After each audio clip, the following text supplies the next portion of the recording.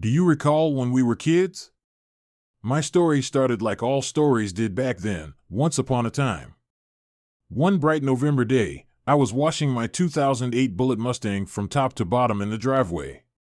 Some people relax by going for a nap or a round of golf, but for me, there was nothing more satisfying than giving my car a thorough wash to take the edge off of life's mysteries. I knew very well that time was precious and that we only had these moments. Strangely enough, there were differences between what I believed I understood and what fate had in store.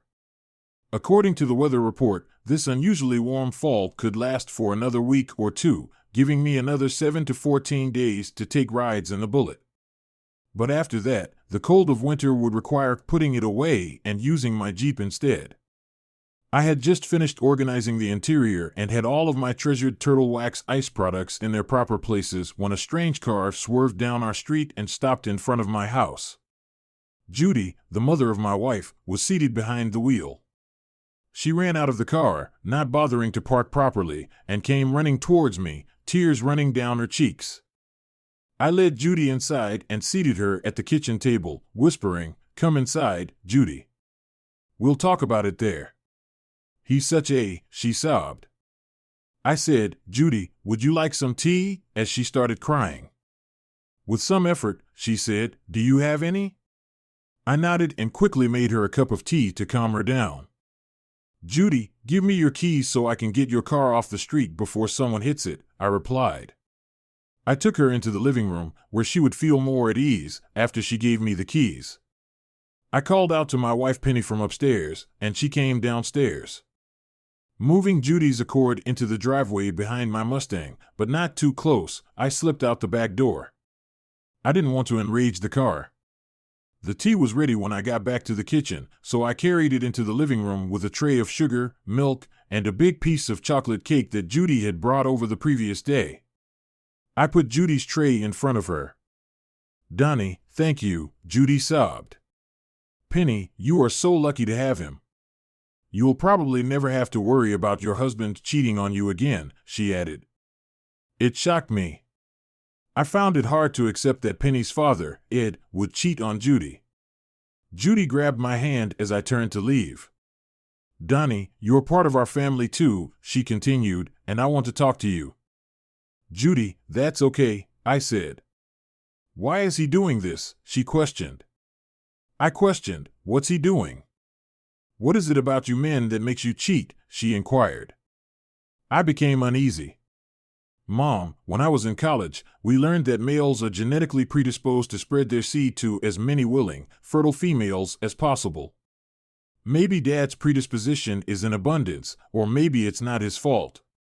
Men are just born that way, and maybe some women are too. Society even laughs and looks the other way when men act this way. They say he's manly or a ladies' man, and when a woman does it, she's a..." Penny replied. Judy clarified, "I'm not talking about men in general. I'm talking about your father, who swore to be faithful to me and love me, and he keeps on." "Mom, you know Daddy loves you," Penny cut her off. "He loves you more than anything in the world, but he just needs to spread his seed. You can't fight nature, all you can do is try to work with her. When he married me, he vowed to put my needs in our marriage above nature," said Judy. The conversation came to an end, for the time being anyway, when the doorbell rang. Saying, "I'll do it myself," I was relieved to have the chance to divert my attention from the agonizing and intensely emotional circumstance. I liked both of Penny's parents, so it's not like I didn't care, but I just wanted to wash the car. I opened the door and saw Ed, Penny's father, standing there. He had the appearance of a dog that had been kicked. Ed had a balding back of his head, a stocky build, and one eyebrow that didn't seem to be able to stay up over his forehead. It made no sense why a guy who looked like him would be around Judy, much less marry her. It makes even less sense why the same guy would cheat on her. This is a topic best left to fiction writers. Saying hi, Dawn, he spoke quietly. I saw Judy's car in the driveway. "Is she here?" "They're in the living room." I pointed the way, I said, and he entered cautiously. Shaking my head, I walked through the door he had just come through. Before I soaked it up and gave it a wash, I started hosing the car down with the hose to get rid of any dirt or debris that had adhered to the coating. A giggle sounded from behind me as I was about to get down to business, telling the car how nice it would feel when it was cleaned and polished again. Two slender arms encircled my waist as I turned to face the person. A strand of brown hair slipped past my shoulder. She said, "Donnie, do you love me?" "Of course I do, Penny." "You already know that," I responded. "I'm having a family crisis here, honey," she replied. "I need some help. I need you to grill some steaks and help me talk my mom down. They might actually go for a divorce this time." I questioned, "Has he done this before?" "Numerous times," Penny remarked. "They love each other so much, but they keep doing it. I can tell Dad is really serious about stopping this time. He even suggested they get help. The rest of the time, he said he didn't need a psychiatrist playing with his head. But now he's finally realized that he probably can't quit on his own, and my mom knows he loves her. Maybe she should do something more than that," I replied. Penny inquired, "What do you mean?" "Look, honey, they're both adults. They're older than we are. They know they have to take responsibility for their own actions and the results of the choices they've made. So maybe if your mom refused to put up with this a long time ago, she wouldn't be going through this now. And maybe if she had, your dad would have realized that if he kept doing it, it would end up costing him in the end." "Honey, I don't get you," she uttered. "All right, let me explain," I replied. "If I was your mom, the first time I caught him cheating, I would have divorced him. I heard you tried to tell her about his character and all that, but to me, that's just total. It was like you were justifying his actions, and he needs to realize that every time he goes out and does that, there's a chance he's going to lose his wife and his family." Penny gave me a shocked-looking look. Her lips tensed, causing them to tremble.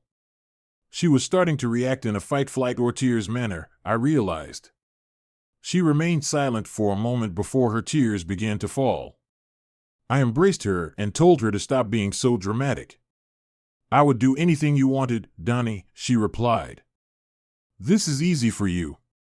Your parents aren't the ones talking about breaking up. Your parents were perfect. That's why you never went through this.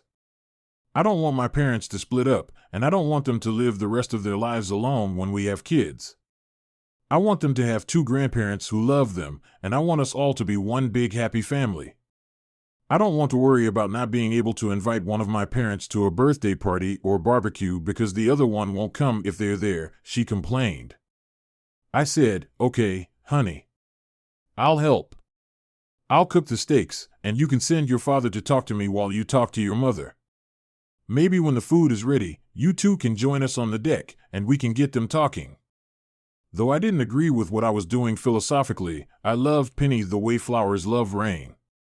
Her need to try to keep her parents together made sense to me as well. The majority of us don't want to watch our family disintegrate. Since our parents are the ones who taught us what is right and wrong, we expect them to be models of virtue. We have a tendency to overlook their failures in order to avoid getting in the way. So I talked to my father-in-law for a miserable afternoon. We talked about other sports and then my Mustang, and how Penny's father had lied to me about it. I was informed by Penny's father that he knew someone who owned an 80s model Bullitt Mustang. He informed me that it was significantly faster than the current models and that he had used it on a few occasions. I thought he was a lying sack of, but I just nodded my head and smiled. Since a Bullitt wasn't produced in the 1980s or 1990s. Regarding performance, the 2012 V6 Mustang boasts a higher top speed and more horsepower than the V8s from the 1980s and 1990s. They also use less fuel and have better handling. Anyway, we discussed sports and the best way to grill a steak after that.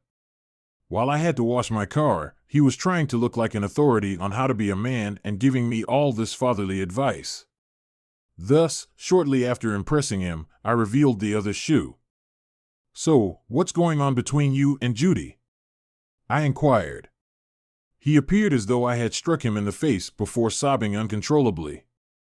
He sobbed, "I didn't mean to hurt her. Judy was so much like her daughter that I imagined him doing something to hurt Penny too, and I wouldn't let anyone hurt my wife. I actually wanted to kick that cheating bastard off my property. Judy needed to divorce his ass. He was a serial cheater, and he would do it again. Judy would be better off without him. She wasn't supposed to find out, I thought at first. Are there any cheaters in the world whose spouses had to find out about this? And if he didn't want to hurt her, why the hell did he do this? My dad passed away a year or so after Mom, so he was no longer with us, but any of those guys would have given anything to have a woman like Judy in his life, and they'd be better for her than that sack of. But I smiled at him, thinking about it. My mom died a few years ago in a car accident, and my Aunt Millie, Uncle Steve's wife, decided in the last years of her life that she was a lesbian. Ed had perfected the puppy game. He carried more nonsense than a herd of cattle. I think part of my problem is that in the last few years of my life, I've become estranged from the church, he said. Judy and Penny joined us on the deck about an hour later. We ate, and the meal was enjoyable. I need a dose of a good book to get me back on track. I expected to see lightning strike him when I looked across the table at him. I cried out, "Excuse me," when that didn't happen, and I dashed inside the house and into the basement. I buried my face in one of the couch cushions and shut all the doors behind me. Next, I let out a loud chuckle. That bastard would never have the courage to enter a church, in my opinion. All he was trying to do was express what he believed would once more save his life. My face was red and tears were still streaming down my cheeks when I had stopped laughing. I turned around and took a seat at the table. Penny was staring at me funny. Ed's expression was as obvious as snow. He appeared to be waiting to be recognized as one of the saints. Judy gave me a look that made me feel like a jerk. Her expression was quite telling. She was truly experiencing a great deal of heartache. She was about to remove that from her life permanently, and she was depending on me and her daughter to guide her in the right direction. "So, Donnie, do you think counseling might be a way out?" she inquired. I glanced at Penny, who was standing beside Ed and attempting to keep her parents' marriage intact, and Ed gave me a barely noticeable nod. She gave an almost imperceptible nod as well. Then I looked into Judy's eyes, and I had done it, but there was no hint of deceit in them. I only did it to benefit myself. "Counseling is supposed to help you sort out problems in your marriage," I replied. It wasn't actually a lie. I heard it on a Science Channel program about therapy, so it was probably true in some situations. If you get a good therapist, they will sometimes help you see things in yourself and in the relationship that would otherwise go unnoticed. They can help you see patterns of behavior that aren't visible to the average person. Judy believed me when she met my eyes. She smiled at Ed, reached across the table, took his hand, and nodded her head. "Okay, we'll give it a try." Penny gave me a look. I had the feeling of a turd. I'm a carnivore sometimes. I only eat meat and don't eat any vegetables to shove more steak or roast down my throat, but that day I almost threw up from the steak. I felt like crap for what I had just done. I took it out to my garage while the ladies cleared the table and loaded the dishwasher, saying, "I don't mean to interrupt you two lovebirds, but I need to show Ed one more thing about my car." He grinned and said, "Hey, your car isn't in the garage. It's in the driveway." I took hold of him by the throat and gave him such a hard slam against the garage wall that the clock on the wall fell and broke on the ground. "Bastard, that's the first and last time I'll lie to save your rotten, cheating ass," I laughed. "If you cheat on her one more time, you'll have more than just a divorce to worry about. Do you understand?" He quickly raised his eyebrows. For emphasis, I slammed him against the wall once more. We then returned inside the home. When we returned to the kitchen, I said, "They didn't make them like this in the old days, did they, Ed?" This time, I was grinning. Ed was in shock and tried to act normal, but he had a headache. He had never been spoken to like that before.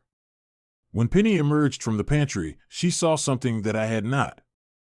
"Daddy, you have a lump on the back of your head," she replied. "Where did you get it from? Are you okay?" Ha ha. When we were in the garage, I laughed.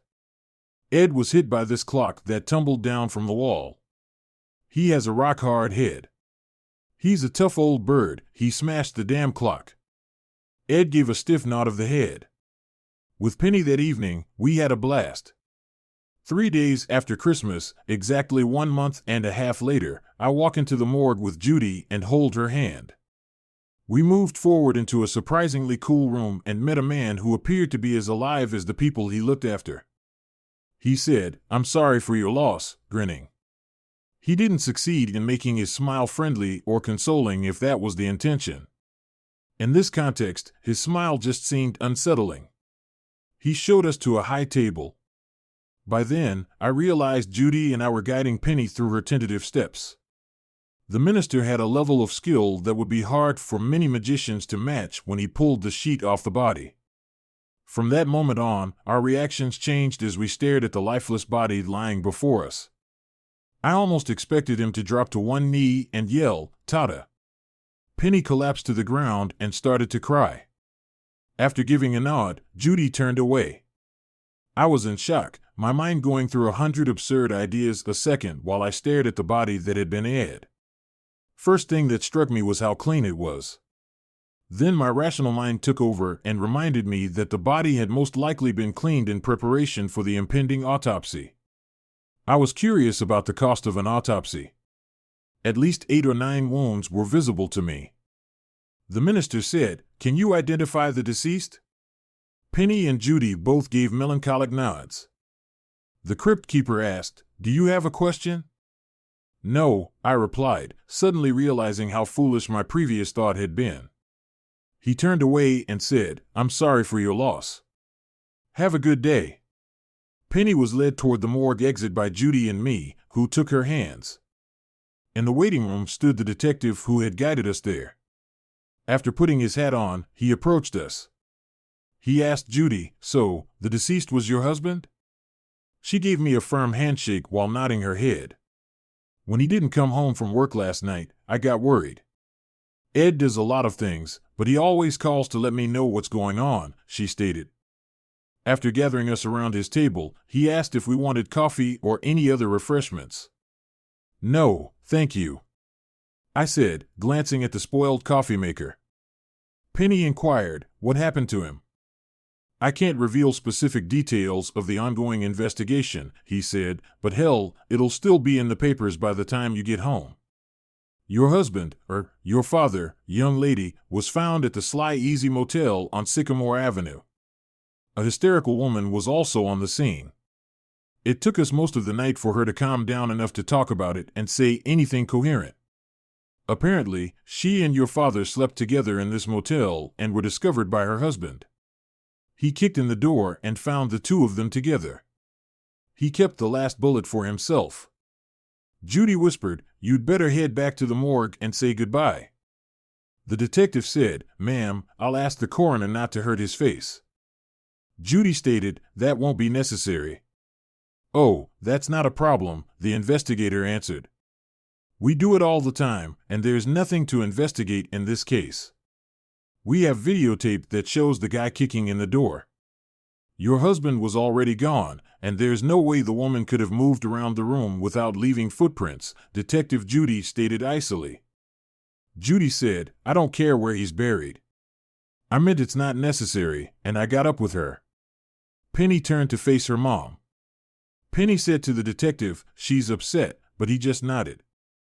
Judy's resolve broke the moment we drove out of the detective's office, and she started crying, her head leaning on my shoulder. I made an effort to make them both comfortable while I drove them home. People who had heard of Ed's passing came by to offer their condolences throughout the course of that day. Tanya, my neighbor, entered with a tray full of treats. She inquired, "How are you holding up?" I gave a shrug.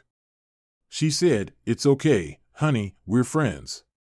Naturally, Tanya was referring to my Mustang when she said, "I know you spend a lot of time with the old man. I used to see him a lot when he came to visit. He used to talk to you while you were pleasuring the queen of the neighborhood. She used to tell me that she would be a happy girl if her husband Rick gave her as much attention as I did with my car."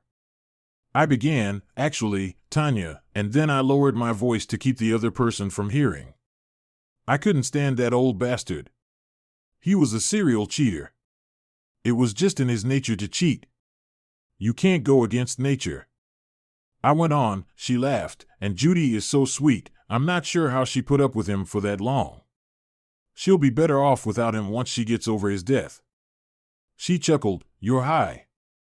Women, especially in her generation, aren't like that. He was everything to her, her first spouse, her first love. Why do you suppose she continued to pardon him? Stupidly, she loved him. She had no desire to be with anyone else. They are attracted to each other like magnets. She would be lost in his absence. Tanya was mistaken on a number of counts. Judy's resentment of Ed grew stronger over the next few weeks, and at first, she refused to go to his funeral. For Penny's sake, I persuaded her to go, and eventually, when I told her that I didn't want to speak at her father's funeral, she probably assumed that I was just shy around the microphone, but in all honesty, I couldn't think of anything positive to say about the man. In the end, one of his closest friends spoke for the entire time, and his words stuck out. Well, Eddie was, but we're all here to say goodbye to Ed Bauer. He was, in fact. He was Ed. Even his best friend, who had known him for 45 of his 50 years, could not muster a single complimentary word about him. You should have known him. Judy battled for her life after the funeral. She grew closer to us. There were some things she just couldn't handle. For example, if we were watching TV and a guy cheated on his wife, Judy would lose it. Penny and I talked a lot about what we could do for her. Penny seems to have moved on from his father's death rather quickly. After all, we didn't see him every day. About 3 months after his passing, we got together with friends and family, and we thought we were being smart when we invited just about every eligible man in Judy's age range. Judy, at 43, wasn't old, and she looked like she could have been Penny's sister, not her mother. The problem wasn't the guys, they were everywhere. The problem was Judy. She was sweet and kind, but she was a one-woman show. She didn't know how to flirt or work the gym. Hell, when Judy turned 18 and her parents approved of her dating, Ed, who was 25 and had already married, swept her off her feet, got her cherry, got her pregnant, and married. Ed was the only guy she'd ever dated. Judy didn't know the rules of the game, or the game itself, for that matter. We had no idea what to expect that first time around, figuring we would have to make these little get-togethers a regular event before we would succeed. The problem began the day after the party, when I saw Penny's cell phone on the counter, and as I walked over to check on it, it beeped, indicating she had a message from her mom, which I assumed to be a thank you for inviting her to the party. I turned on my phone, scrolled through her messages, and even found the place where Penny was texting the man she was dating. I was in shock for a long time. I just stood there, staring at her phone, and it felt like the end of the world. I had no idea that any of this was happening, or even possible. Since Penny and I spent so much time together, when was she ever going to have fun with anyone else? In fact, that's why I helped with the cleanup. Our minds are very tricky places.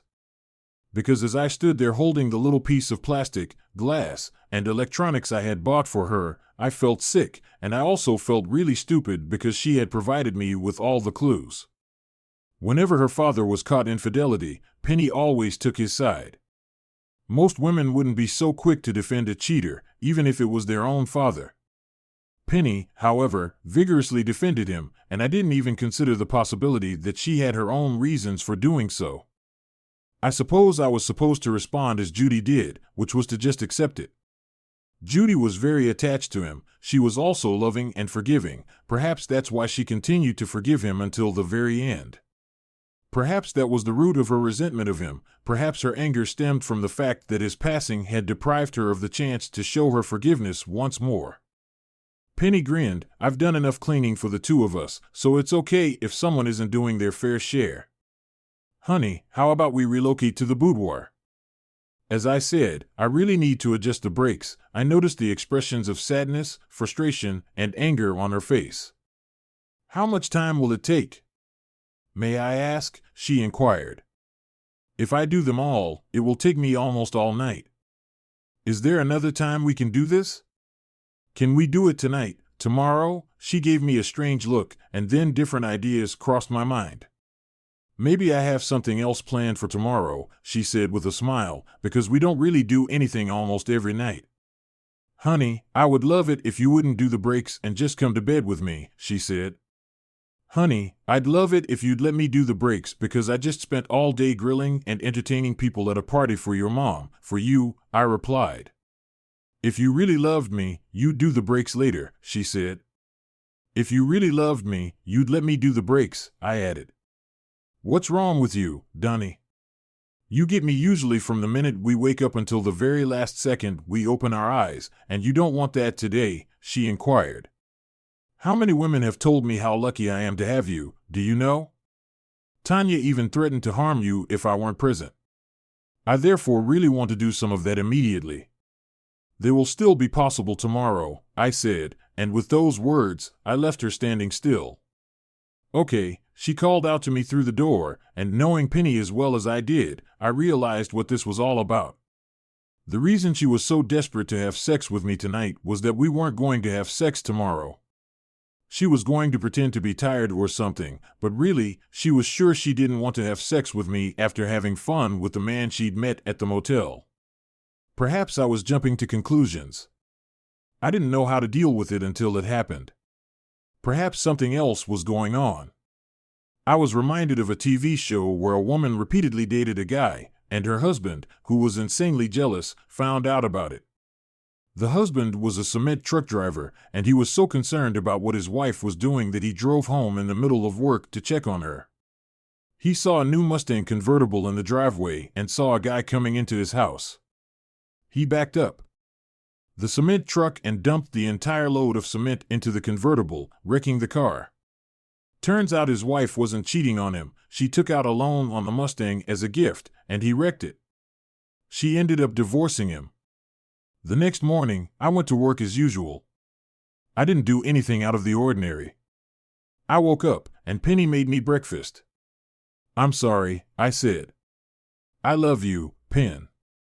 Why have you become so angry this morning? She asked, smiling. I just wanted you to know how much I care about you, I said. I felt like this was my last chance to convince her not to do something we'd both regret. At the same time, if nothing had happened and I'd gotten it all wrong, I wouldn't have felt so guilty. I drove to work, and once there, immersed myself in my morning tasks. By 9:30, I was ahead of schedule, and there was almost nothing left for me to do. I worked a couple more hours and left at 11:30. Just as I was leaving the building, I got a call from Penny. Hi, honey, she said. Would you like to have lunch with your wife? Smiling, I said, I'd love to. Do you want us to meet at a restaurant or at home? I breathed a heavy sigh of relief. I was so glad I'd come to the wrong conclusion. Hold on, honey. She said, I have another call. She reappeared after a short while and said, Donnie, can we have lunch tomorrow? I said, I'll probably be busy, and hung up. Mommy needs to talk, she said. I called Judy and said, hello, how's your day going? I'm your only son-in-law, but still, my favorite, I slyly remarked, but even better after talking to my favorite son-in-law, she smiled. Have you talked to Penny yet today, Judy? Well, I just wanted to take you out for dinner for a threesome, I said. Oh, good, she smiled. I'm going to act surprised when she calls. She's going to ask you something, I asked. I hope you're not going to set me up with one of your lonely old friends again. The call delayed me another 10 minutes, and now I knew that Penny had called to ask me to lunch just to make sure. Bye, Judy, I said. Have a good day. I was at work. Perhaps she had picked up some of the trade secrets from her father, but the old bastard was frequently caught. I got into my car and drove to the motel. I recognized a few cars in the parking lot, but it didn't matter. I knew exactly which room to go to as soon as I pulled up to the hotel. I saw the cleaning lady and paid her $50 to open the room door as quietly as possible. She backed off, and I opened the door. I knew who it was the moment I did. He attempted to turn around to find out what was going on, but I crossed the room and yanked him off the bed, pressing him against the cheap, hard floorboards. "What are you doing, Donnie?" Penny yelled, trying to pull me away from him. I stood up very calmly and pulled her hands off me. "Don't ever touch me again," I said calmly. I called my secretary and told her I wasn't feeling well and would be gone for the rest of the day, and probably the next day too. My second call was to 911 to report that there had been a beating. Penny was just sitting on the bed. A couple of times she tried to say something to me, but I just kept telling her to shut up. "Donnie, when we get home," she finally began. "We don't have a house," I said. "I'm not living with a visit your mother's residence."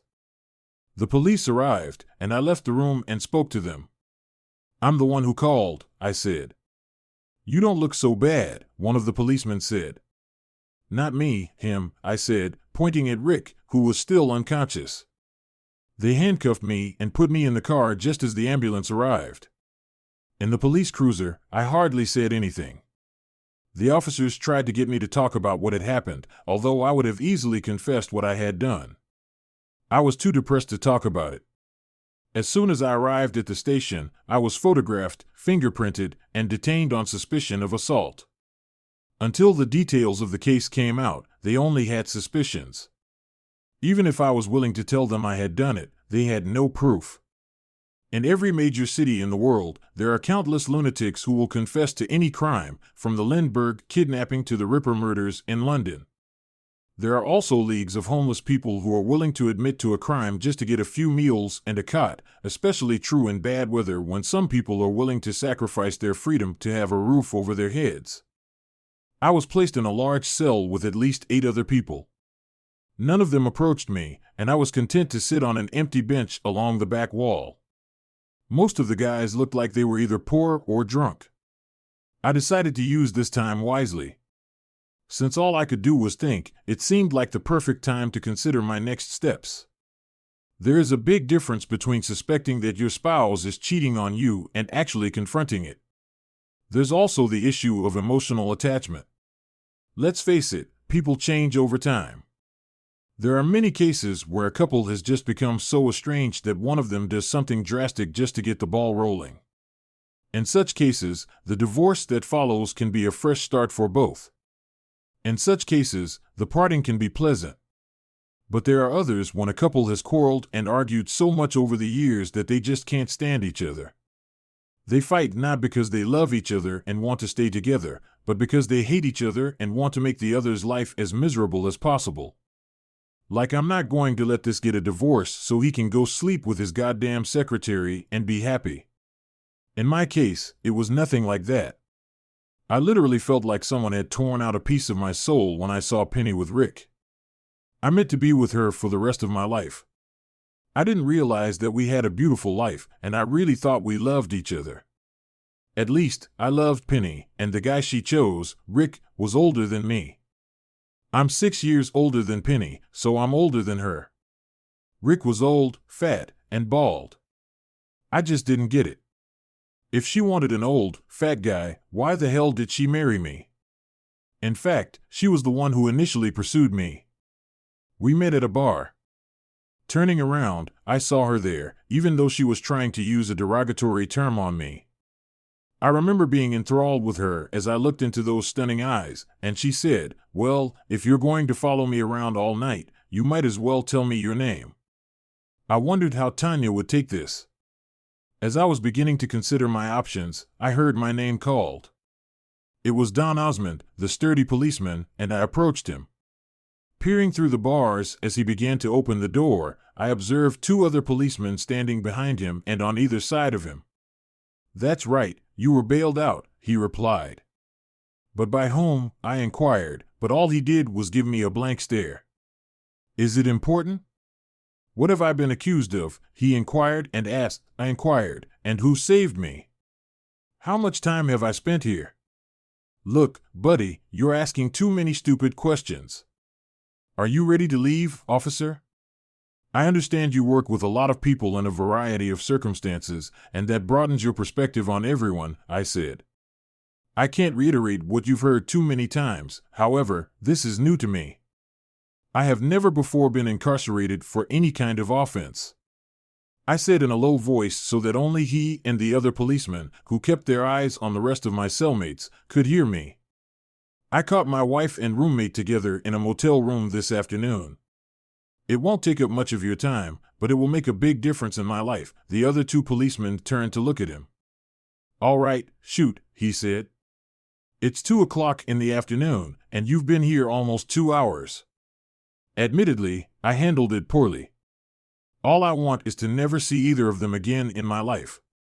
Therefore, I would prefer to stay here if Penny is attempting to use my personal funds to support me because she is unemployed. That's her. I don't want to deal with her any longer. Sorry, kid, he said. She was in tears the entire time. But there's no need for concern. It's a fat guy and his attorney meeting with the prosecutor. Although his appearance suggests that he is dishonest, I wouldn't trust him even if I didn't think he would file charges against you. They'll only keep you here for a couple of days to cool off, and then they'll let you use the ATM and bail yourself out since there's no record of you, and no one died. They left, looking at me with something akin to pity in their eyes. I sat down on the bench again and noticed that many of my cellmates were watching me. They were probably wondering what the hell I was talking to the cops about and why I wasn't leaving. I knew Penny was trying to bail me out because she felt guilty. I was being honest with the cops. I didn't want anything more to do with her. At that moment, I felt bad because I had helped convince Judy to give Ed another chance when I didn't want to do it for Penny. I wondered if I felt the same way Judy did when Ed cheated on her. Ed had done it over and over again, so Judy had been through it more than once. I couldn't understand how she got through it. She had to be so much stronger than me. It's the strangest thing. If you think about a person long enough, they show up. Just as I was contemplating whether Penny would tell Judy what she'd done, my cops came back. Hey, Osmond, there's another hottie here to see you. It isn't the initial one. Her sister must be the one. This one identifies herself as Judy. She is in the room being questioned. Do you want to go see her? Yes, I said. He made me put both my hands through the bars and then cuffed me again. Then he opened the door while the others held their weapons at the ready and led me out, closing the door behind him. We walked down the hallway and into a partitioned room. There was a huge panel of bulletproof glass with small holes in some places through which people could talk. I sat down and looked through the glass at Judy for a minute. Neither of us said anything. Hey, Donnie, she said. What's going on? Penny. Didn't tell you, then, I inquired. She told me you beat up your neighbor and went to jail, and you refused to let her bail you out because you were upset about it, I said. But I feel like I know you, Donnie, and this is not right. Judy, she cheated on me, she added. Not with isn't he disgusting, she asked in shock. But why, I said, her face lowering.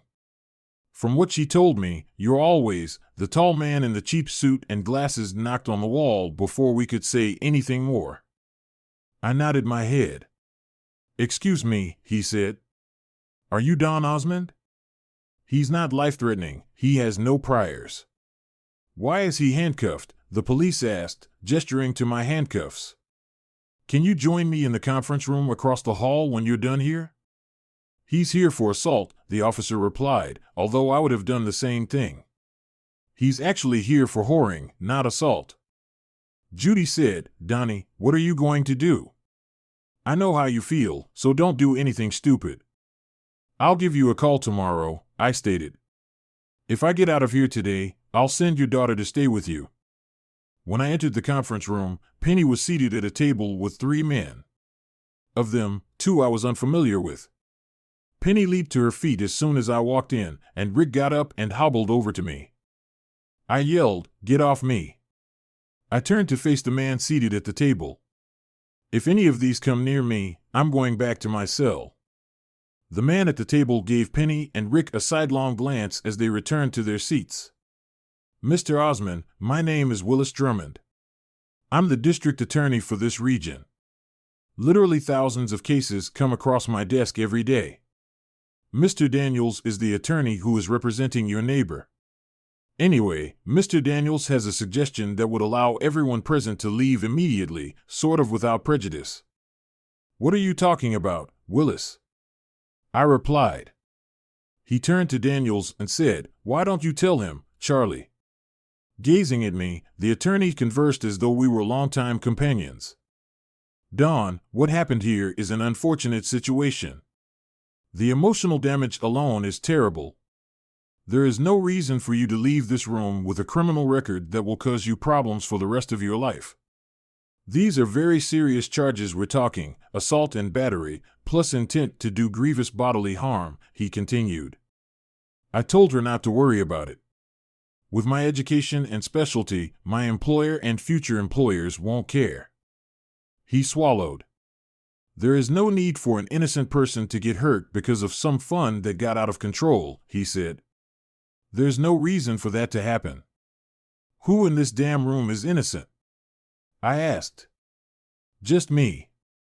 I'm the one who got hurt here." At this point, Penny began to cry. I thought I had a woman I could love and be with for the rest of my life. I found out I didn't. I thought I had a neighbor, or rather, a friend living next door to me that I could trust. I found out that wasn't true either. "Donnie, what about Tanya?" asked Rick. "Tanya has never done anything wrong to you. Why should she be hurt in all this? Tanya deserves to know what kind of skunk she's married to. She doesn't deserve to be cheated on and lied to." "No one deserves that," I said. "Tanya is beautiful. She'll come back eventually. She'll meet someone who will be much better for her than you are. She'll be fine. Maybe we'll get through this together. She doesn't need some fat-ass windbag." "No," he shouted. "Please don't tell her." Daniel started trying to speak again. "Here's the deal. My client agrees not to press charges against you, and you'll forget that all of this happened." "I agree to the charges," I said. "I also agree to a jury trial. When 12 of our peers find out why I beat the crap out of your client, they'll make him and you tie each other up and tar and feather each other. I will also name him in my divorce case and sue him for everything I can. I will testify to what I saw in Tanya's divorce case as well. That's my plan." All four of them huddled together and were talking in low tones. Rick and Penny seemed to be arguing. Finally, they looked at me again. "What do you want?" they asked. "Nothing," I said. "I won't say anything to Tanya. You have my word on that. And I won't sue you or name you in the divorce, but you must testify in the divorce if necessary and deny the charges. You also agree to never speak to me or come within 50 feet of me or my things without my permission." "Sold," he said with a wide grin on his face. "Hey, wait a minute. I know I'm about 50 feet from the HR right now, but it won't start until I step away from the building, right, Rick? I don't care what you do to her. She's not mine anymore. Once my divorce is settled, I'll never see her again. She's all yours. Can I go now, Donnie?" Penny shouted. "No, we're not doing this," Willis said. "Could you walk me to the counter so I can get my things? I need my wallet so I can get a cab home." As I walked down the hallway, the only sound I could hear when I got home was Penny crying. Tanya was in the yard. She came to the fence and talked to me. "Where have you been, stranger?" she asked. "My husband got into the wrong neighborhood, and they robbed him. They blacked out both his eyes and broke his nose, poor little guy." "It's hard, Tanya," I said. "I'm sorry to be so abrupt, but I've had a rough day too. We'll talk later." "Hey, send your wife over here," she said. "Tanya, I don't have a wife anymore," I said and walked into the house, leaving her in shock. As soon as I entered the house, the phone rang. I noticed it was Penny's cell phone, the same phone that I had used to find out what she was doing. I just let it ring until voicemail answered the call. After the 5th time it rang, the phone went silent and abruptly turned on again. This time it was Judy's home number. I picked up the phone to tell Judy to call her daughter off. "Judy, can you?" I began. "Honey, you have to." I hung up the phone. It was about a half hour before the phone rang again. I looked at it. It was Judy's cell phone. I picked it up and didn't say anything. "Donnie, honey, are you here?" she asked. "Hi, Judy," I said. I had to give Penny hot tea with a couple of sleeping pills. She laughed. "She's out of her mind. She's crying and screaming and blaming everyone for ruining her life." "I don't doubt it," I said sadly, "but there aren't that many people to blame." "Oh, she blames it on your neighbor, Rick. She says he also sold her on that deal you agreed to. She also blames you for the way you've been acting." "How am I doing?" I asked. "Donnie, you're not acting like you," she said softly, and that's exactly what she expected. "Does it ever get any better?" I asked. "No," she said even softer than I did. "It gets worse over time. You start to doubt yourself. You wonder what's not in you that makes him want to be with another woman. You wonder what you're doing wrong, and you start comparing yourself to every new man you meet. You wonder if you will start sleeping with her now. And it gets worse as time goes on because no matter how much time passes, you're never the same. You never regain that lost trust. You spend your whole life testing him every time he's late or not where he's supposed to be. You imagine he's cheating on you." "Judy, can I tell you something?" I asked. "Of course, we're family," she said. "I lied to you," I said, "when we were trying to get you to get Ed back and go to counseling. I thought at the time that you were supposed to drop his cheating, But you told me what Penny wanted you to say because you love her so much," she finished. "I know, Judy. You're a terrible liar. Your mouth says one thing, and your eyes say something else entirely." "Ed was stupid," I said. "No one he could cheat with was worth a quarter of you." "Apparently, it runs in their family," she said. "I can't believe she let that disgusting fat guy even get near her, let alone." "Judy, I'm sorry, but I'm not you," I said. "As much as it hurts me right now, I'm not going to do it. I'm not going to keep taking her back when she'll just wait a little while and then try to pull it off again." "What was it she said about her father?"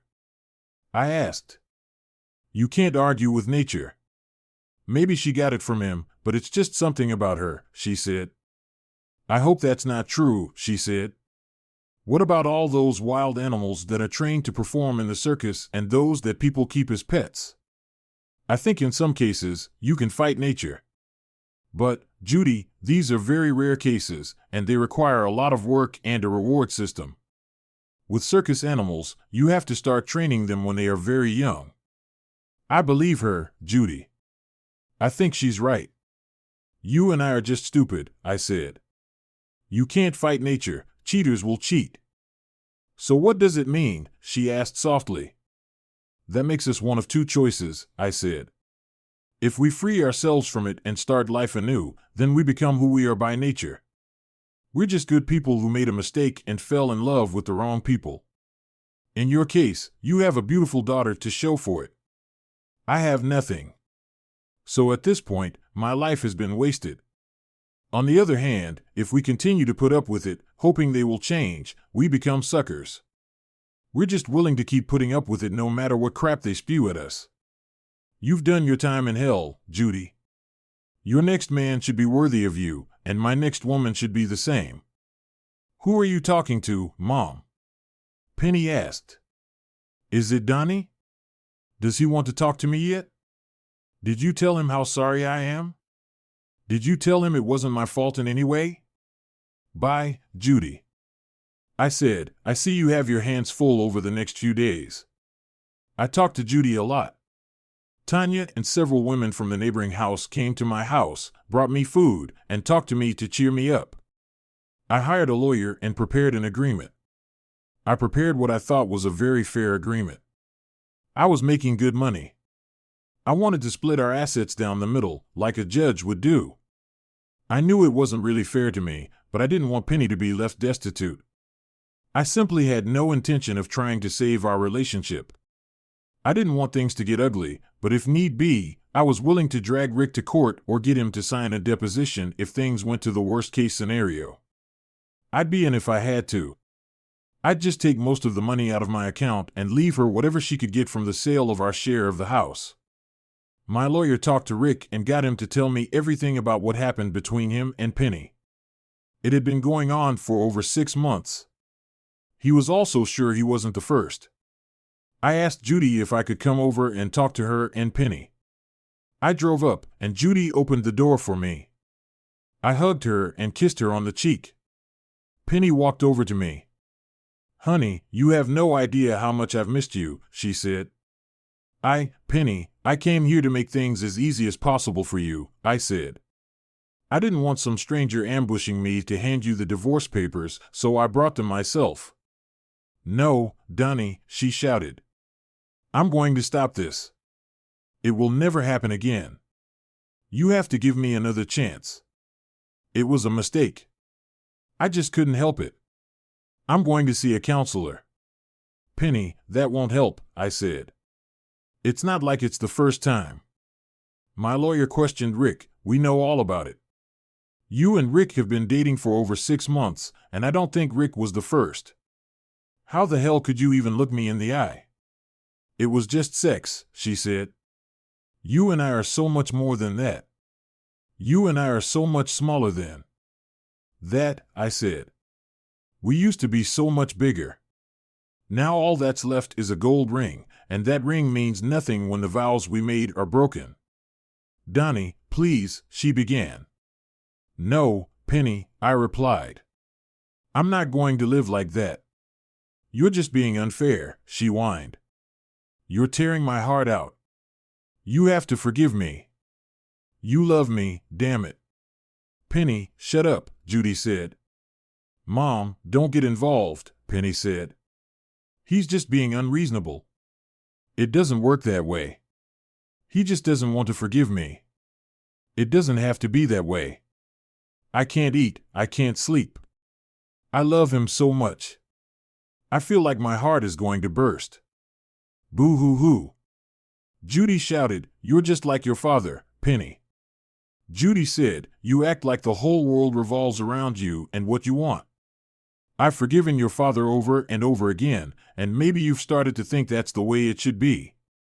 Donnie is not me. You're a grown woman, so act like it. You had the perfect marriage, and you blew it.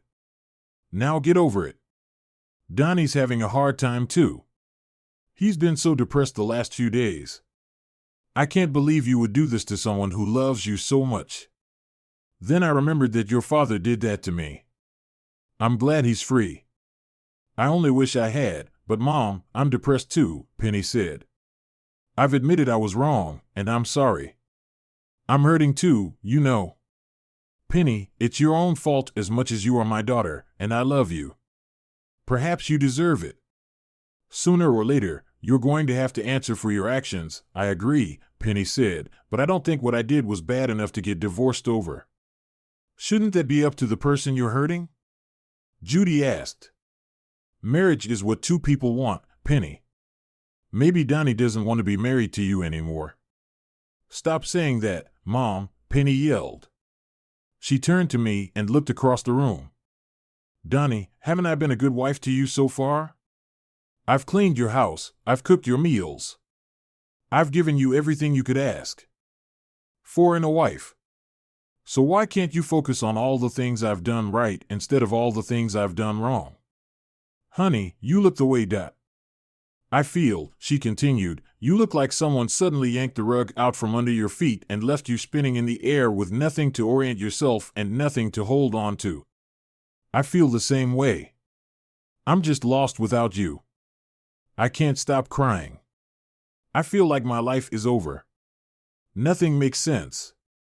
You have the power to make us both better. All you have to do is forgive me once. I swear to you that it will never happen again." I left the room without saying anything. As I reached the door, I turned around and looked at her. "Penny, please get a lawyer," I said. "I want to get this over with as soon as possible.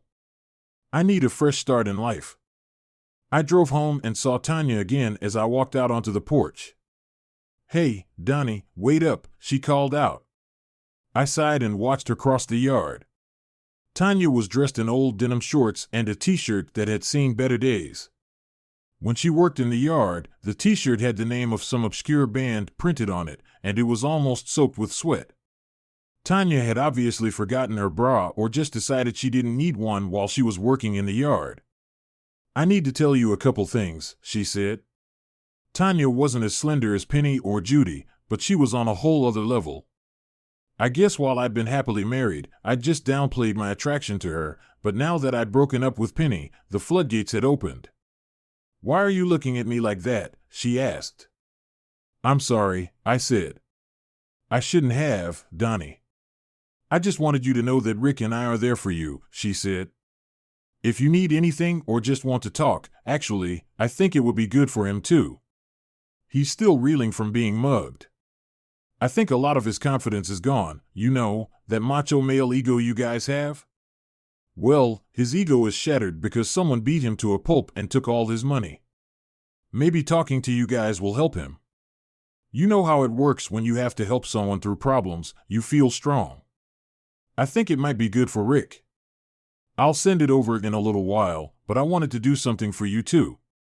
"You'll be fine," she smiled. "But that's not what I meant. You know I'm a married woman. Besides, you're not that kind of guy." I shrugged and tried to smile. I just smiled at her and thought again about telling her what a piece of she was married to, but I realized that telling her that would only hurt her. Besides, Rick, getting his ass kicked by me and thinking he might lose his marriage, was probably doing everything he could to be the husband she deserved. Why should I put her through that kind of pain just to get the pleasure of it? By doing that, I would be as bad as Penny and Rick. It's a cruise, Donnie. We have a client, a large website for singles.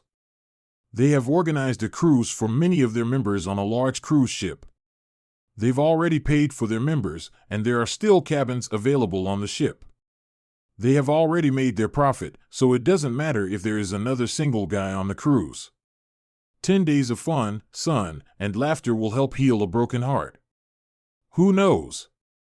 You might even meet someone. I'll think about it, Tanya, I said, but I really don't think I should try to date anyone until my divorce is finalized. You know what I mean? You're a good guy to the end. Whatever Penny did, I hope she realizes what a fool she is. Let me know about the cruise, okay? I did everything I could to make things right with Penny. My lawyer worked on the divorce, and I went about my life. I asked my boss to transfer me to another neighborhood and told him about why I needed to leave the area. It took him a few days, but he went out of his way to accommodate me. Our Phoenix plant had been interviewing engineers for over a month. The new location seemed just what I needed for a fresh start. The warm weather and the opportunity to drive my car year-round also appealed to me. I was going to have to leave everything and everyone I knew behind, but that was what a fresh start was all about. I talked to Judy about my idea to leave the neighborhood, and she was very upset when I told her my reasons. She agreed with me and said she felt the same way. She was still processing Ed's death. Her feelings were much the same as mine as she tried to process her daughter's betrayal. She was thinking of moving east to live with her older sister and mother who shared a house in New York City. After hearing me talk about her move, she started thinking about it again. I made her promise not to tell Penny about what I was planning to do. "Honey, I don't have to tell her," she says. "That girl is obsessed with you. She spends most of her time following you around. She's so afraid that you're going to try to sleep with some other woman that she just goes crazy. She was furious when you stood on the porch talking to Tanya that day. She came home and cried for hours, calling Tanya all sorts of names. I think her biggest fear is that you'll get infatuated with Tanya and tell her what happened, then you and Tanya will sleep together and it will become a story." Saying that, she laughed. "It's not really that far-fetched," I said. "That's really true," she said. "Donnie, you really love my stupid daughter. I saw the wheels turning in your head when you were talking to her the other day. You were trying so hard to figure out how to get her back, but I was glad you couldn't. She's my baby, and I love her, but I love you too, Donnie, and we both know what she's like." At least when this is all over, you'll have a friend in Arizona you can visit when it gets too cold in New York, I said, and you'll have someone in the Rotten Apple if you want to learn about non-Southwestern culture. She laughed. Donnie, promise me we'll keep in touch.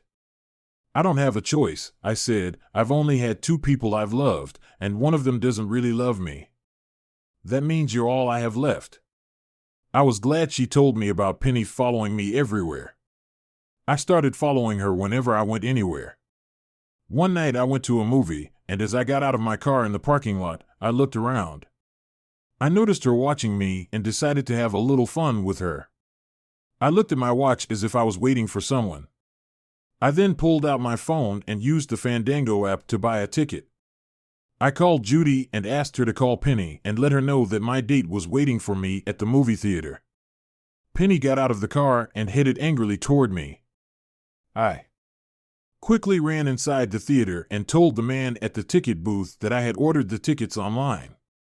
He looked at his computer, handed them to me, and I went to the right side of the building just as a furious Penny appeared in the doorway. She tried to walk in the direction she'd seen me but was stopped by the security guards. When she was escorted to the ticket booth, she realized that she had no way of knowing what movie I had come to see, and there were at least 15 movies playing in the theater. 2 hours later, I walked out of the theater. Bye, I called out, waving my hand as if I was talking to someone. I had a great time. We'll have to do it again. That's enough, Donnie, Penny said. Just cut the crap. You went to the movies alone. I've been following you since you left the building. Get used to it. Penny, I said, I won't always be alone. Sooner or later, I'll meet someone I'll want to date, and maybe more. Maybe I'll even meet the person I'll spend the rest of my life with. You've already met her, dummy, she said. She looks just like me. You just need to pull your head out of your ass and start trying to get over my one little mistake. I laughed out loud and left. Then I realized that everything Judy had told me was true. I trusted Judy. I was sure she wouldn't tell Penny about my plans, but I still needed a way to get out of town without letting Penny know where I was going. The answer came from the most unlikely source. The next day, just getting home, I heard a quiet knock on the back door. I went to the door and opened it. If I had to make a list of everyone I thought might be there, there was no way I was going to give him a place on it. Rick was standing at my back door just like he used to when we were friends. The only difference was his body language. He knew he didn't belong here anymore. I guess he wasn't sure I wouldn't beat the crap out of him again. I didn't want to come, he said nervously. She made me. His gaze quickly darted over my shoulder. I saw Tanya watching us from the back porch. She smiled and waved. Come on in, buddy, I said, loud enough for my voice to reach their house. I did everything you asked, he said nervously, and I'm grateful you didn't say anything to Tanya. But if Tanya hadn't made me come here, I would have had to call you anyway. We have a problem. We don't have a damn thing in common. I grinned. We don't have anything in common, that's very true, he said. But none of us want Tanya to get hurt, right? I nodded. And we both have issues with your psycho ex, he said. She's threatening to tell Tanya herself if I don't try to help her get you back. She says it's not fair for one of us to keep our marriage if we've both been cheating. He paused. She came to me yesterday. She's blackmailing me into giving her information about you and wants me to pressure you to get her back. I just looked at him. If he was hoping I'd be sympathetic, he was in for a disappointment. Suddenly, I realized I could use him to solve my problem. Rick, do it, I said. He looked at me strangely. Does she know about the cruise Tanya organized for me? I asked. I don't think so, he said. That's your information, I said. Give her all the information about the cruise. That should keep her happy for a while. It will be especially good if you tell her that you tried to get me to forgive her. Let her think that if we're on the ship together and there's nowhere else to go, there's a chance we'll talk. All right, he said. I'll do anything to save my marriage. I just stared at him. You may go, I said. The next day, I got a call from Tanya. Donnie, Penny somehow found out about the cruise. Should I book her on the wrong cruise or something? Or do you want me to book her in the same room as yours, or close to it? She asked. I can book you two together, although this is a singles cruise. Tanya, don't you get a commission on the cruises you book? I asked. Well, she said, but I don't need to try to get rich at the expense of my friends. Tanya, make that pay in full, I said. You'll be doing me a huge favor, and you're going to help me more than you can imagine. Are you two back together? She asked. No chance, I said. But why? She asked. What are you two mad about? She cheated on me, Tanya, I said sadly. I walked in and caught them. There was no chance of a mistake or misunderstanding. I saw them with my own eyes. There's no chance of us being together again. I just need to get away from her. Over the next few days, I started preparing for the move. I looked at houses online, contacted moving companies, and called the new office in Phoenix. Everything was ready for the move. I was still on the phone with Judy. One of us called the other at least twice a day. The saddest day before I left was the day Judy left for New York. I stopped by her house to say goodbye, and naturally, Penny was there. She had been so busy preparing for the cruise that she hadn't followed me the last few days. She smiled at me as she opened the door. I miss you so much, honey, she said. I ignored her and headed toward Judy. Judy hugged me as tight and long as she'd ever hugged me in her life. I wish you'd hug your wife like that, not my mom, Penny said. In a way, it's good that Mom is going to go live with Grandma and Aunt Nina. I think you're confused about who you care about. Judy and I laughed and stepped away from each other. Penny was taking Judy to the airport. I said goodbye and promised to call Judy every day. I wish you'd call me so we could talk, Penny said. You do realize you're wasting your time, right? This divorce is going to drag on for decades. By the time we get to court, you'll have forgotten why you wanted to divorce me. I also know that you withdrew a large amount of money from our account. I didn't say anything about it because I did it too. Isn't that a strange coincidence? Once again, I just stepped away from her. She was so happy. She seemed like she was about to explode at the thought of the two of us going on a cruise. She acted like we were going on a second honeymoon, not the two of us going on a cruise on the same ship but not together. In fact, the possibility that I might sleep with other women while she was there never crossed her mind. 3 days later, I was ready to set off on my trip. Tanya had prepared everything I needed to make sure that I would have everything I needed on the cruise. Just before the ship left, I called Penny. Penny. I won't be home for about 10 days, I told her.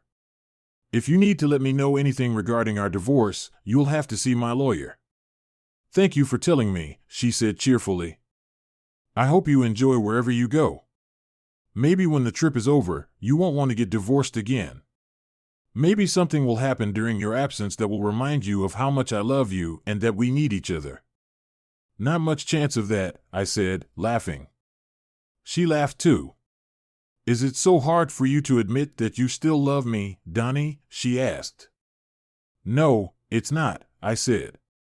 I still love you. I just want you to love me enough to make me enough for you. It is, you fool, she said sadly. Have you ever heard the expression once bitten, twice shy? In our case, it means I've seen what my life is like without you, and I'm not going to do it again. Yes, Donnie, I'm human. I made a mistake, but love had nothing to do with it. Something drew me to Rick, and even I don't know what it was. Maybe we'll find out when we go to therapy. But you're the only man I've ever loved, she added. Since you're so fond of old sayings, I said, have you ever heard that you can't fight nature? She looked at me strangely and only sighed when I hung up. 6 hours later, the ship was at sea. It was almost out of cellular range when my phone rang. I looked at the screen of my iPhone and smiled. Looking out the window, I watched the scenery go by. And yes, I know that windows on a ship are called portholes. Penny may have had a porthole she was looking out of, but I had a window, I thought. Where the hell are you? She shouted. I've searched the whole damn ship, and you're not on it. Who said it was? I laughed. How the hell are we going to get back together if we don't spend time together? She yelled. You won't let me come home. You don't touch me or let me touch you. You barely talk to me. I'm going crazy. I love you, Donnie, okay? Penny, I said, once the cruise is over, I'll have to cool off. You can come home, but we won't sleep together. I swear I'll do whatever it takes to get a place in your bed and in your heart again. She said, as the phone rattled, I love you, Donnie, then the phone went silent. I was still laughing as I crossed the border into yet another state. I took the time to call my only friend. Hi, Judy, I said when she picked up the phone. Donnie, she squeaked happily. God, it's been so long since you called me. Almost 4 hours, I said, laughing. I'm beginning to think I've made a mistake. Do you have any idea what it's like to live with 2 stuck-up old women? She asked. I started laughing. Judy always lifted my spirits. Stop lying, Judy. I can't believe anyone could not want to be around you, I said. Donnie, do you know what time it is? She asked. They say time heals all wounds, I said. They're wrong, she said seriously. I guess I forgot that my sister and I just never got along. She and Mom were together so long that their personalities became similar, and now I can't find common ground with either of them. I laughed again. Do you check your rearview mirrors to make sure you're not being followed? She asked. It's hard to keep up with a truck when you're on a ship, I said. Now it was her turn to laugh. I'm not going to ask how you sneaked her onto the ship without you, she said. Remember the Calgon commercial, said I. I had my own ancient Chinese secret. I love that commercial, she said. I guess I should go make Mommy's tapioca. Drive safe, honey. I arrived in Phoenix late in the afternoon the next day. The first thing I did was get my Mustang off the trailer and into the garage. I was so relieved that it would never have to endure cold winters again that I didn't pay attention to the heat and possible sun damage to the paint. I spent the next few days getting everything settled and set up in my new home. I made appointments with the cable guy and all the other guys to come in and do their thing. But when all was said and done, the house was beautiful, but it didn't feel like a home, just a place. The day before I was supposed to report to my new job, it happened. My cell phone rang. I picked it up without looking at the screen. Where are you? She hissed. Why is all your stuff gone? You said I could come home. Since you called from home, you must be home, I said. That's what you wanted, isn't it? You know perfectly well that's not what I wanted, she hissed. I don't want an empty house. This is almost as bad as that ridiculous divorce you're pushing for. Don't worry about the divorce, I said. Your lawyer and my lawyer convinced me that without any proof, I was screwed. I was practically at your mercy. So, the divorce because of your affair with Rick is over. Good, she squeaked. Now, where are you, sweetheart? I'll come to you. I filed again, I said, and this time I'm not going to be so damn nice. She started laughing. Does it matter why you're applying? She asked. Call your lawyer, Penny, I said. He already has a copy of the case. Not only will I get a divorce, I'll probably be able to leave you next to nothing. Also, Penny, call me back soon if you want to make arrangements. I'm changing my cell phone number tomorrow. It was only an hour before Penny called me back. Okay, Donnie, you win. I signed the papers. How the hell did you get the video? I hired a private investigator to take my place on the cruise.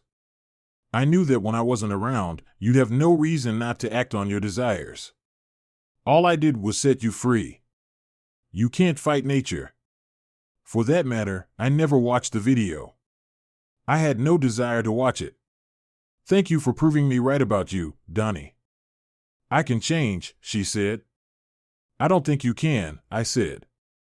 And to tell you the truth, I don't think you should. You're free now. Do whatever you want to do. I'm free too. I can find someone who will love me the way I need to be loved. Donnie, you just don't understand, she cried. It's me. Don't you get it yet?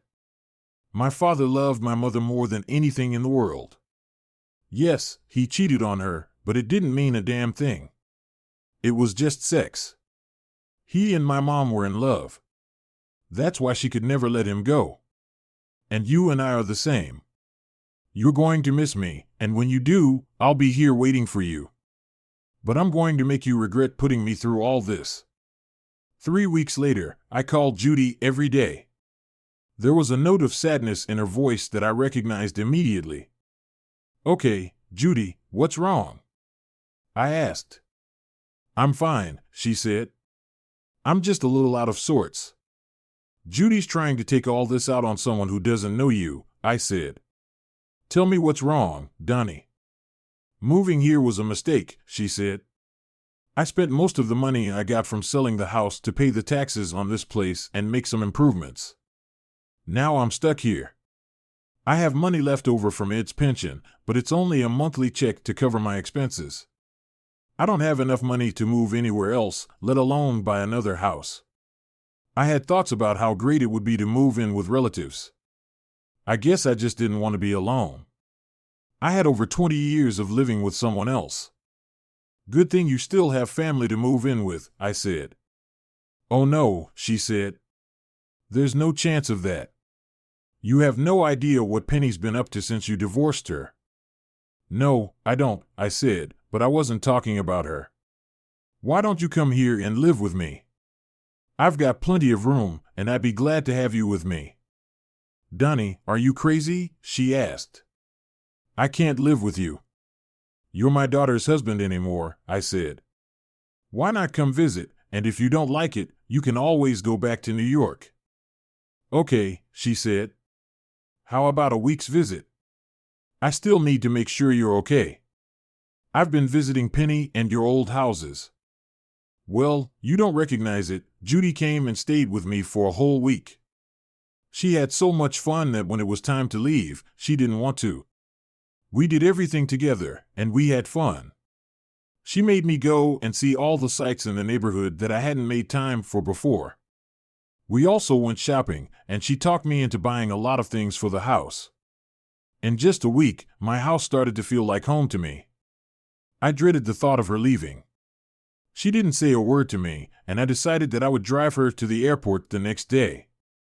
That morning, she made me breakfast and asked me why I was so depressed. Our week is over, I said. I'm going to miss you very much. Can you come back and visit me again soon? No, she said. And Donnie, I don't think you want to. Judy, you're my best friend. Of course, I want to, I said. Don't you want to come back and visit me? No, she said, smiling, because if I come back to visit you, it'll mean I'm gone. And I don't want to do that. I smiled and grabbed her. We had another of those long, tight kisses, and I think we both knew something was going on, but neither of us was ready to admit it. The next morning, I woke up early, and she made breakfast for me again. I can't send you to work on an empty stomach, she said. Besides, I'm taking you to work today. I need the car to go shopping. We need groceries. Are you sure you don't want to just drive the truck? I asked. She stuck out her plump lower lip and held out her hand. For some reason, no red flags went off in my brain, even though I'd never let Penny drive my Mustang. The thought of Judy getting behind the wheel didn't seem horrible. I gently placed the keys in her hand and was rewarded with a smile that made my day better. After I had breakfast, we got in the car and drove to my office. I expected her to leave, but she got out of the car and came in with me. She looked around my office and even met my secretary. She smiled and led me to my inner office. So why haven't you slept with that one yet? She asked. She's not my type, I said. She just laughed and said she'd pick me up after work. I came home in the evening, and we grilled steak on the deck and watched the sunset. I noticed that she didn't just go shopping that day. She decorated some of the rooms, a picture here, a trinket there, and it all started to look more like home. Things progressed very slowly over the next few weeks, but they did progress. I think what I had always felt had somehow crept up on me. Anyway, it got to the point where I just lived for the evenings with Judy. Sometimes we'd take long drives on deserted roads and photograph landscapes and scenery. Other evenings, we'd head into town to see a movie or try a new restaurant. But most of all, we both enjoyed quiet evenings at home. I honestly think I was the one who kept suggesting we go out. I think I was afraid that things might go wrong if we were alone together too much. I think we had been living together for about 5 months when it happened. It was Judy's birthday, and I wanted to take her out on the town. I bought her a present, a diamond necklace, and I made reservations at one of the swankiest restaurants in town. We had a great dinner and a strolling violin serenade, ending with a rousing jazz version of Happy Birthday. I pushed the box across the table, and her eyes lit up when she saw the necklace. Her mouth dropped open, and she asked me to put it on her. I noticed that she was smiling, and then I noticed that she was pointing behind me. I turned around and finally noticed the waiter behind me. "I was just saying, sir, that your wife is the most beautiful woman here," he said. "You're right about that," I said. "Donnie, you should say thank you, silly," Judy giggled, or at least correct him. "He thought we were married." "I couldn't thank you enough," I said, "because that would have meant that I had something to do with you being so beautiful." And I couldn't correct him because I don't have a problem with anyone thinking that we are. "Are you ready for dessert?" "Yes," she said. "Can we take it with us and eat it at home?" I don't think anyone can imagine how pleased I was to hear her say those words. All the time she had lived here, she had called it my house, which had become home. Hearing her call it home gave me a warm feeling. When we got home, it seemed like the perfect ending to a wonderful night. It seemed strange to me, maybe I'm getting old by the time I'm 30, but I was happy. I didn't need anything else. When we got home, we made love, and after a shower, we collapsed on the bed. "I love you, Judy," I said. 5 months, she said. "I can't believe we could do this for 5 months." "We wouldn't be able to," I said. "None of us are the type to just jump into bed with someone." "Maybe not," she laughed, "but we're both the kind of people who love very deeply and very exclusively." The next night when I got home, I had dinner and something else waiting for me. "I wanted to make sure last night wasn't an accident," she laughed. "We made it a rule, we never mentioned Ed or Penny. The past was behind us, and all we wanted to think about was the future. We had so many good times that there was no time for the past. We did a lot of things for the first time together, but the one thing we never talked about was marriage. I don't know why everyone we knew thought it was, but we just never brought it up. But then again, we were too busy with the present and planning for the future to think about the past. That was until it came for us. I guess we made one mistake. When Judy moved in with me, we had to move the rest of her things to Phoenix from New York.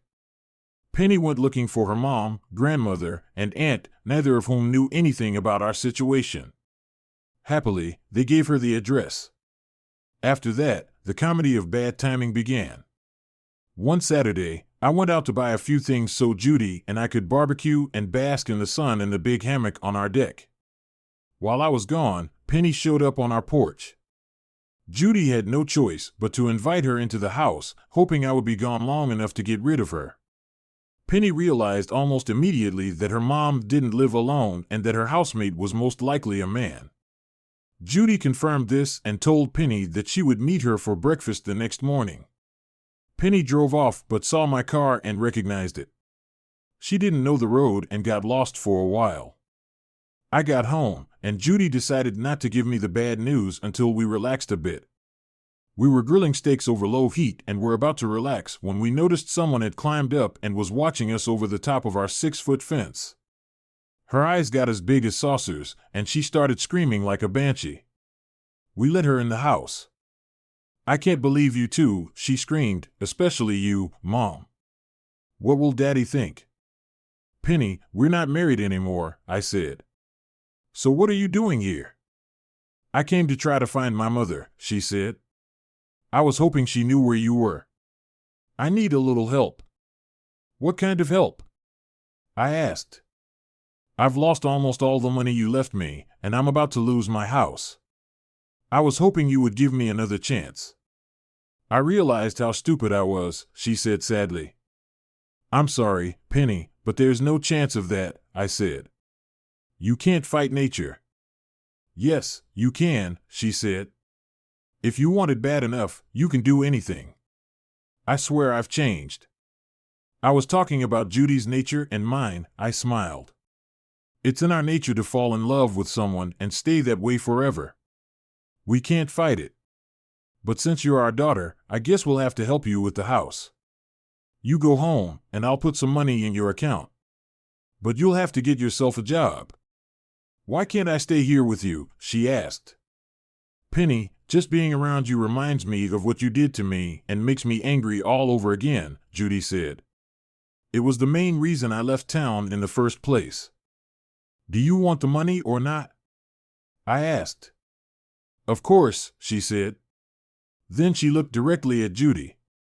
You're the one who doesn't want me here, aren't you, Mother?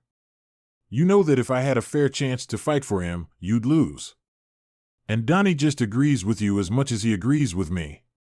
The poor, deluded man thinks he loves you, but in reality, he still loves me. He just stays with you because you're just like me, and he knows you won't cheat on him. Judy and I both laughed at her. We had already discussed Penny in our past enough that her ramblings didn't matter to us. I preferred Judy's kindness and malleability to Penny's kindness and malleability any day, and she liked the fact that the only woman I paid attention to was her. Penny left the next morning. She was still angry that we hadn't let her stay with us, but it would have been very inconvenient, and I was happy with the way things had turned out. And so was Judy. I think, to some extent, what happened to Penny was our fault, but really, we just wanted to be alone. Later, we found out that Penny had slept with some men in the neighborhood where we lived, including some of our friends. There was a lot of gossip about it. Early one morning, Tanya saw a couple of men leaving the house and confronted them. That's how Tanya found out everything. When she told them that they should be ashamed of embarrassing their wives with the neighbors, they advised her to stop being so nosy and that perhaps she should keep an eye on her own husband instead of everyone else. They told her that was the reason I divorced Penny and left. Tanya confronted Rick, who broke down and admitted his guilt. 2 days later, as Penny opened the door of the house and lowered the suitcases to the floor, she had a funny feeling. It was the last feeling she had ever experienced. She thought maybe she should call one of the guys to make her feel better. Just reaching for the phone, she noticed Tanya sitting in the dark. Tanya, she said, her eyes brimming with tears, I always thought we were friends. We're friends? Penny echoed, aghast. You had everything, Penny. A beautiful home, a good life, and a husband who adored you. Why wasn't that sufficient? Tanya questioned. I never imagined he'd discover it, Penny admitted. I love him deeply, but I couldn't resist. It's like a part of me, inherited from my father. I suppose you can't defy your nature, Tanya replied, her words a final indictment as she aimed the gun at Penny. After making the call to 911, she waited for the authorities. The verdict deemed it a crime of passion, and Tanya received a sentence of 8 to 15 years. Rick pledged unwavering support, promising weekly visits. During Penny's absence, Judy and I tied the knot. We became each other's pillars of support. Media coverage swirled around our unconventional family.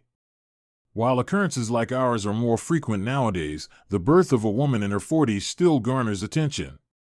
Our twins arrived, and we deliberately avoided naming them after Penny and Ed. Our pact was to leave the past behind.